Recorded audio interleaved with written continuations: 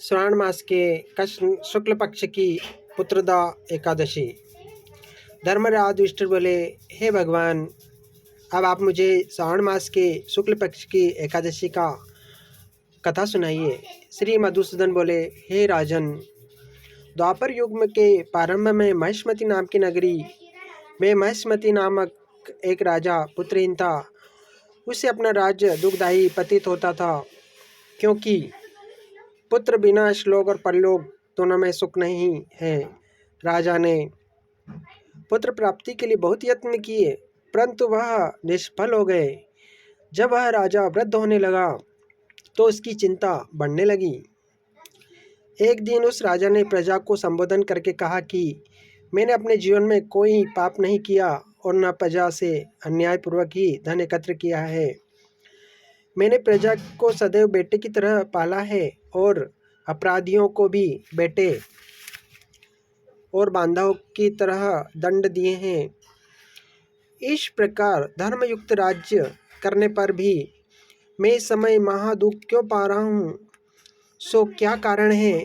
राजा की ऐसी दुख भरी बात सुनकर उसके मंत्री, ब्राह्मण तथा प्रजाजन धर्मज्ञाता बद्धोबद्ध महर्षि लोमस के पास जाकर यथा योग्य प्रणाम करके उनके सम्मुख बैठ गए। इस पर लोमस ऋषि बोले, हे ब्राह्मणों, आप लोगों की विनय तथा आपके सद्व्यवहार से मैं अत्यंत प्रसन्न हूँ। अब आप मुझे अपने आने का कारण बतलाइए। मैं आपके कार्य को अपनी शक्ति के अनुसार अवश्य ही करूँगा।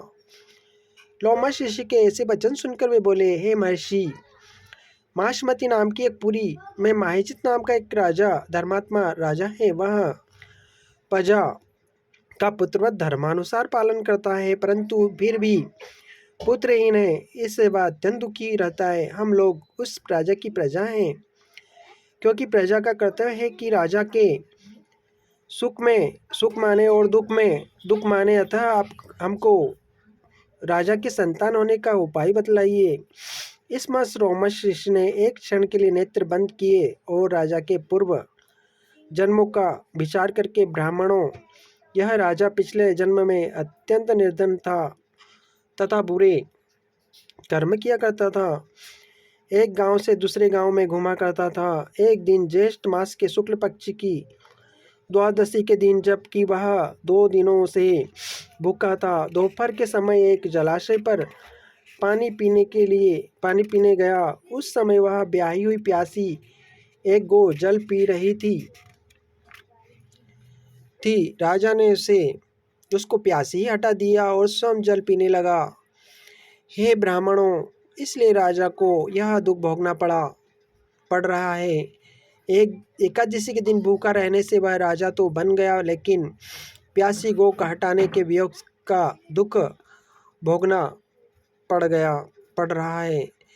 इस पर सब लोग बोले कि हे महर्षि, शास्त्रों में ऐसा लिखा है कि पुण्य करने से पाप नष्ट हो जाते हैं, इसलिए कृपा करके आप राजा के पूर्व जन्म के पाप नष्ट होने का कोई उपाय बतलाइए। ऐसे वचनों को सुनकर लोमस ऋषि बोले, हे ब्राह्मणों, यदि श्रावण माह के शुक्ल पक्ष की पुत्रदा एकादशी को तुम लोग व्रत करके उसका फल राजा को प्रदान कर दो, तो तुम्हारे राज्य को बेटा अवश्य पैदा होगा। लोमस ऋषि के आज्ञा अनुसार सब प्रजा ने विधि पूर्वक व्रत किया और द्वादशी को उसका फल राजा को दिया। उस पुण्य के प्रभाव से रानी ने गर्भ धारण किया और 9 महीने के पश्चात उसके एक अत्यंत तेजस्वी बेटा उत्पन्न हुआ।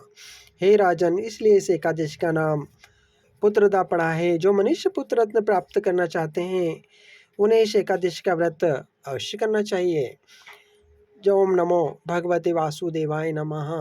कर्पूरगौरवं करुणावतारं संसार सारं भुजगेन्द्रहारं सदा वसन्तं हृदयारविन्दे भवं भवानी सहितं नमामि।